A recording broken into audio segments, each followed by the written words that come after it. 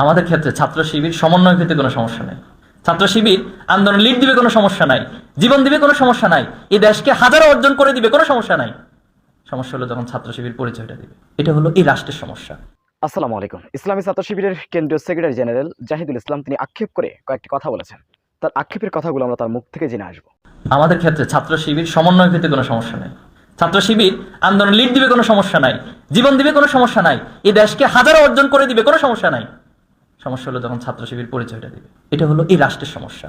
আর আল্লাহ রাসূলের যুগে সমস্যাটা ছিল আল্লাহ রাসূল ব্যক্তি হিসেবে অসাধারণ, কিন্তু ইসলাম কবুল করবে না। তো ইসলামই তো ওনাকে ব্যক্তি হিসেবে অসাধারণ হিসেবে তৈরি করেছে। আজকে আপনি ছাত্র শিবিরের সাথে সঙ্গতি রেখে যে বিষয়গুলোকে বলতেছেন, সেটা তো ছাত্র শিবির করার কারণে, ইসলামের সাথে সঙ্গতি হওয়ার কারণে তার ভিতরে এই কোয়ালিটি তৈরি হয়েছে। তাহলে আপনি কোয়ালিটিকে মানেন, কিন্তু যার কারণে কোয়ালিটি তৈরি হয় তাকে মানতে পারেন না। এটাকে ডাবল স্ট্যান্ডার্ড বলে। আলহামদুলিল্লাহ, বাংলাদেশের একটা প্রেক্ষাপটে একটা সময় মানুষ মুখ বুঝে শুধু সহ্য করত, বোবা কান্না দিয়ে তারা সেখানে স্তব্ধ হয়ে যেত। কিন্তু এখন আলহামদুলিল্লাহ মানুষ বলতে পারে, যেই ভুল করে, তিনি যত বড়ই হোক, যত বড় আর কি 15 বছর হাসিনার চেয়ে বড় তো কেউ ছিল না। হাসিনাকে যে পরিমাণ স্ল্যাং ইউজ করে এই প্রজন্ম লাল কার্ড দেখাইছে, তার চেয়ে আর বড় পেসিস্ট কি হবে, বা তার চেয়ে আর বড় স্বৈরাচার বাংলাদেশে কি হবে? সেজন্য ডোন্ট কেয়ার। ওকে, এখন আছেন ফেসিবাদের ক্ষমা নিয়ে যে নতুন করে কিছু তর্ক বিতর্ক চলছে। তো ক্ষমা তো তাকেই করা হয় যে ক্ষমা চায়, ভুল স্বীকার করে, নাকি? এখন আপনি যখন একটা পাপ কাজ করলেন, আল্লাহ তাআলা আপনাকে অটো ক্ষমা করে দেন, নাকি আল্লাহর কাছে গিয়ে তাওবা করেন, ইস্তেগফার পড়েন, এরপরে কান্নাকাটি করে আল্লাহ তুমি আমাকে মাফ করে দাও, তখনই তো ক্ষমা করা হয়। আবার ইন দ্য সেম ওয়েতে কোনো ব্যক্তি যদি আপনার সাথে অপরাধ করে, অপরাধ করার পরে সে বলছে যা করছি করছি, পারলে আরো করবো, তখন আমি ঠিক আছে মাফ করে দিলাম, বিষয়টা কি এমন ঘটে?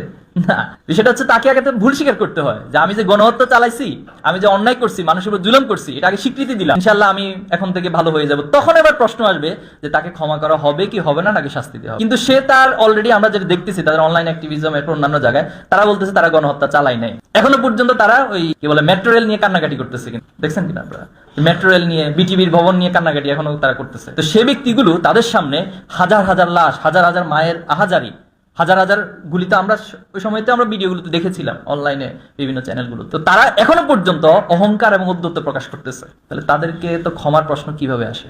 This is big question. সেজন্য তারা আগে ভুল স্বীকার করে ক্ষমা চাইতে হবে। এরপরে যারা ভিকটিমস হয়েছে, যারা তাদের সন্তান হারিয়েছে, যারা তাদের ভাই হারিয়েছে, বোন হারিয়েছে, তারা সিদ্ধান্ত নিবে যে তাদেরকে ক্ষমা করা হবে কি হবে। এটা তো আল্লাহ রাসূলের নিয়ম, এটা তো নীতিমালা। এবং পুলিশকে আমরা বলতে শুনেছি যে একটাকে মারি একটা মরে, বাকিটি যায় না। বাকিটি কেন যায় না? কোন সে প্রেরণা? সে জিহাদের তামান্না, শাহাদাতের তামান্না, সুহাদা আলান নাস, যেটা আল্লাহ তাআলা শিখিয়েছেন, যেটা আল্লাহ রাসূলুল্লাহ সাল্লাল্লাহু আলাইহি ওয়াসাল্লাম সাহাবীদের মধ্যে উজ্জীবিত করেছেন, সেটা সংখ্যা যাই হোক। দেখেন, আবু সাঈদের হাতে তো কোনো মরণাস্ত্র ছিল না, কোনো আধুনিক কোনো অস্ত্র তো তার হাতে ছিল না, সামান্য একটা আইকনিক লাঠি ছিল। কিন্তু তার বিপরীত পাশে কি ছিল? আধুনিক আগ্নেয়াস্ত্র ছিল, এবং সেটা দিয়ে তাকে গুলি করে হত্যা করা হয়েছে। তো সে জায়গাতে আল্লাহ রাসূলের সাহাবায়ে আজমাইনরাও তার বিপরীত পক্ষে, কাফেররা ওই সময়কার সবচেয়ে আধুনিক অস্ত্র ব্যবহার করত, কিন্তু আল্লাহ রাসূলুল্লাহ সাল্লাল্লাহু আলাইহি ওয়াসাল্লাম সাহাবীদের ভিতরে ঈমানের, শাহাদাতের সেই তামান্নার কারণে তারা সে সমাজকে তাদের ত্যাগের মধ্য দিয়ে, তাদের জীবন দেওয়ার মধ্য দিয়ে, শাহাদাতের মধ্য দিয়ে, রক্তের মধ্য দিয়ে সোনালী সমাজে রূপান্তর করেছে।